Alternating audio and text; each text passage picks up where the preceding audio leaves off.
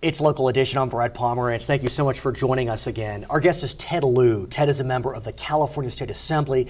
He is also a candidate for Attorney General in the state of California on the Democratic side. The primary is in June 2010. Sir, thank you for joining us. Thank you. If you are successful, you will have a lot of say over the California prisons. Correct. I want to talk to you about that.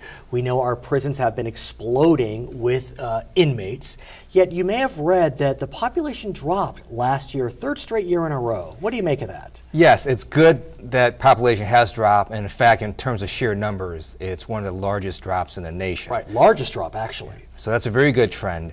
However, we do need to reduce our recidivism rate, which is at 70%, which means for every 100 prisoners we release, over 70 come back after committing more crimes in your neighborhood. Well, let's talk about recidivism. You may have heard that recently the DA of San Bernardino County announced that for any prisoner that was released early, as you know, the federal court has ordered that the prisons have an early release program. If they commit another crime, and it's called a wobbler crime, it could be prosecuted as a felony, it could be prosecuted as a misdemeanor. He says you must prosecute DAs as a felony. What do you think of that?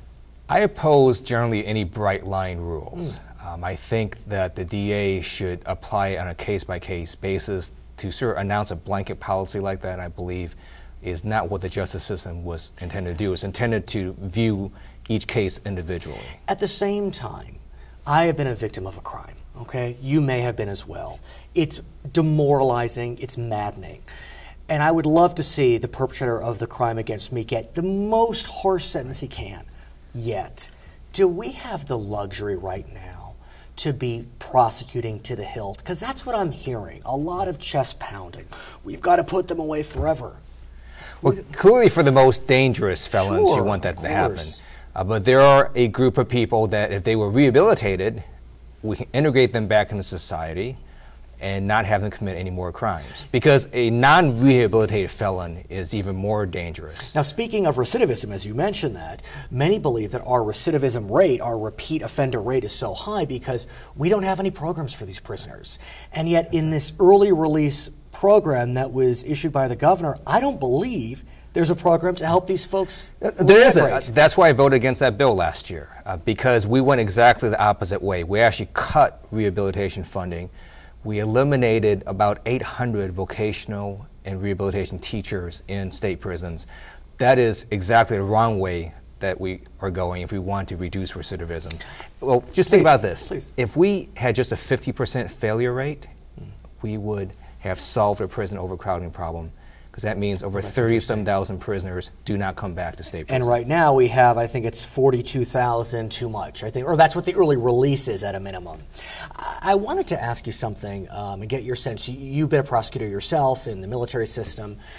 Generally speaking, when the economy plummets, crime spikes. Right. You surely know that that's not happened during this recession.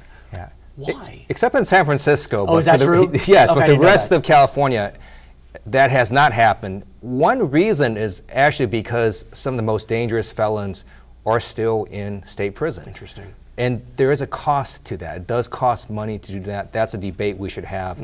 Are we willing to pay those costs?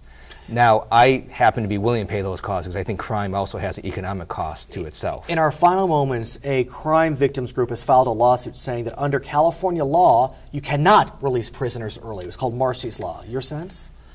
I believe they're right. If you look at the California Constitution, which has now been amended, there's a specific provision that says you cannot release prisoners early to alleviate overcrowding. That's exactly what we're doing. Federal court says you can, so we'll see what happens when it goes through the system. Ted, we thank you so much. We appreciate you joining us. Thank you. I'm Brad Pomerantz, and we thank you for joining us on Local Edition.